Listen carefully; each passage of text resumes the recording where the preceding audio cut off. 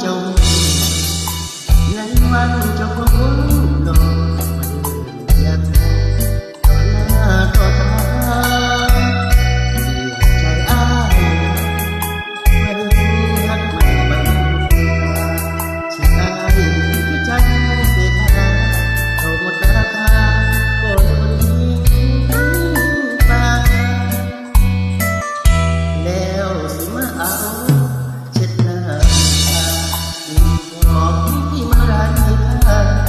กับราคาวันเจ้าหัวใจมันอยู่มันคือสุขมันอาจอยู่กับแก้มใครๆจังนั้น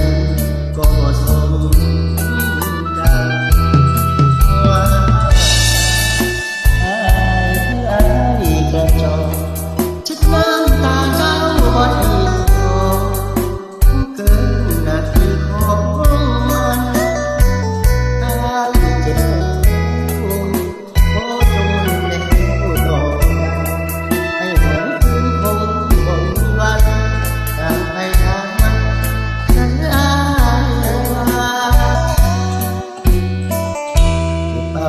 น้ำตาคืนกลับมาจะร้องไห้ใจเข้าใจต้องแก้ตาด้วยความหวังให้สอนให้น้องว่าสิ่งนั้นเป็นของมีค่า